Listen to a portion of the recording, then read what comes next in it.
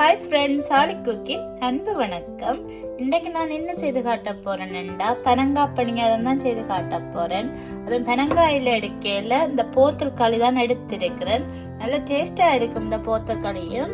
அதைத்தான் இப்ப செய்து காட்ட போறேன். இது ஒருக்கா கீட் பண்ண போறேன். சட்டியில மாத்தி கீட் பண்ண போறேன். நிமிஷம் ஒருக்கா கீட் பண்ணி எடுப்பேன்.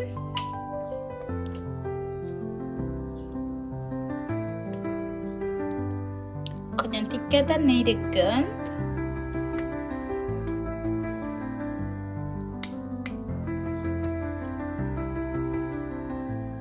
எல்லா களையும் விட்டாச்சது. 5 நிமிஷம் ஒரு கொதி வந்துச்சுன்னா காணும், வச்சா காணும். இது ஆல்ரெடியே காய்ச்சித்தான் வரும். அதால ஒரு 5 நிமிஷம் கொதி வந்துட்டு இறக்குவோம்.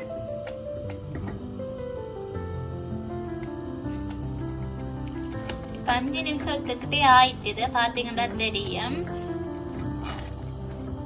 எனக்கு இறக்கலாம். தெரிச்சு பறக்கும். கவனமா பார்த்து இது பண்ணணும். காய்ச்சி எடுக்கணும்.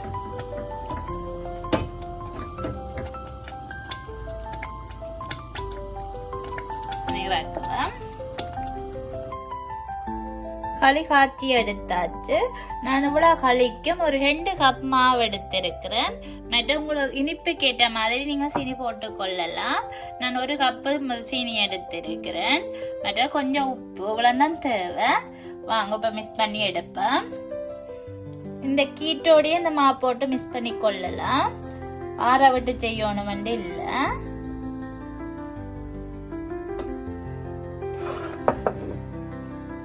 மாவை கொட்டுவேன். இதோட சீனி உங்களுக்கு இனிப்பு எவ்வளோ வேணுமோ அதுக்கேற்ற மாதிரி நீங்க போட்டுக்கொள்ளலாம். லைட்டா ஒரு 1/2 கரண்டி உப்பு, அந்த இனிப்பை எடுத்து கொடுக்கறதுக்காண்டி இதை மிக்ஸ் பண்ணி கொள்ளுவேன்.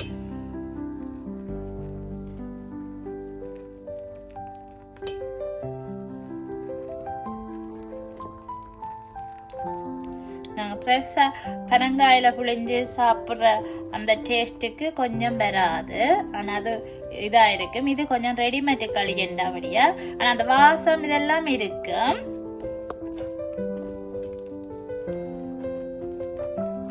போத்துல அடைச்சு வாரபடியா கொஞ்சம் டேஸ்ட் குறைவா இருக்கும். மற்றபடி நல்லா தான் இருக்கும். அதோட டேஸ்ட் எல்லாமே இருக்கும். வாசம் எல்லாம்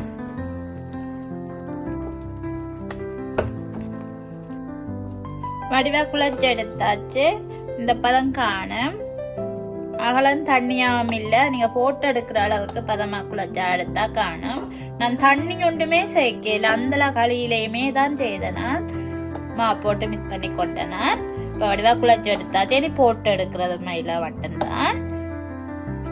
நல்ல வாசம் பெறுது.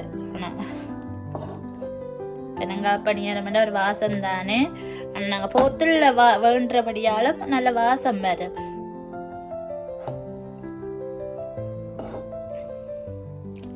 ஓகே, இனி போட்டு எடுப்பேன். நான் தண்ணி கொஞ்சம் கூட விடையில. தண்ணி அவ்வளவு களிக்குள்ளையும் 2 சுண்டு மா போட்டேன்னா நீங்க எவ்வளவு களி எடுக்கிறீங்களோ அதுக்கேற்ற மாதிரி மா போட்டு கொள்ளுங்க. இனிப்பையும் உங்களுக்கு ஏற்ற மாதிரி நீங்க போட்டுக்கொள்ளுங்க. இப்ப இனி போட்டு எடுப்பேன். எண்ணெய் காஞ்சிட்டு இனி போட்டு எடுப்பேன். தண்ணியில இருக்க கையை துவச்சிட்டு கொஞ்சம் கொஞ்சமா போட்டுருங்க.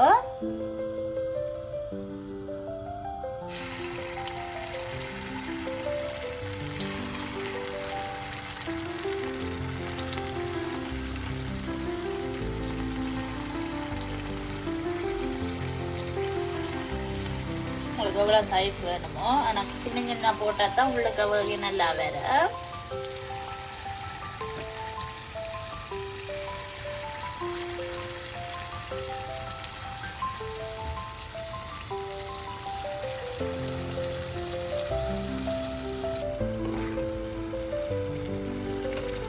இதே மாதிரி எல்லாருடையும் போட்டு எடுக்கணும்.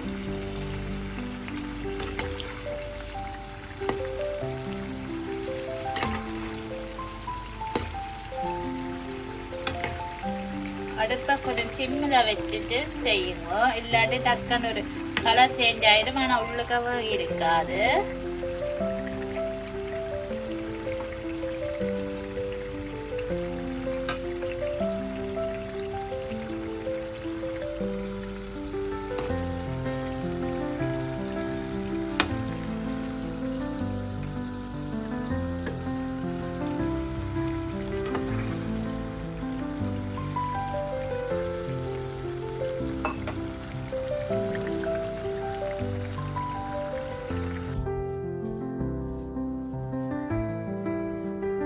சுவையான ஒரு பனங்காய் பணியாரம் ரெடி.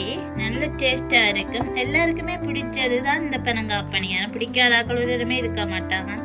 இதோட ஒரு இஞ்சி பிளேண்டி இப்படி வச்சு குடிக்க சூப்பரா இருக்கு. நீங்களும் ட்ரை பண்ணி பாருங்க. எல்லாருக்குமே தெரியும் பனங்காய் பணியாரம் சொல்றது எல்லாம் தெரியும். அப்படி சூப்பரா இருக்குன்னு பின்னொரு டைம் இதோட இஞ்சி பிளேண்டியும் சரி டீயும் இஞ்சி பிளேண்டியும் சரி டீ என்றாலும் சரி இதோட வச்சு சாப்பிடணும். அவ்வளோ டேஸ்டா இருக்கு. பனங்காய் பணியாரம் பிடிக்காதாக்கள் கூட இருக்க மாட்டாங்க. நீங்க சுட்டு வச்சீங்கன்னா ஒரு கிழமைக்கு அப்படியே இருக்கும். எல்லாருக்கும் பிடிச்சதான் இந்த ஒன்று பனங்காய் பணியாரம். உங்களுக்கு இந்த வீடியோ பிடிச்சிருக்குமென்னு நினைக்கிறேன். பிடிச்சிருந்தா மறக்காம சப்போர்ட் பண்ணுங்க. என்னமோ ஒரு நல்ல ஒரு வீடியோவில் உங்களை சந்திக்கிறேன். நான் இப்ப டீயோட சாப்பிட போறேன் பனங்காய் பணியாரம். நான் சாப்பிட்டுட்டு டேஸ்ட் பண்ணி சொல்றேன். நல்ல டேஸ்டா இருக்கு.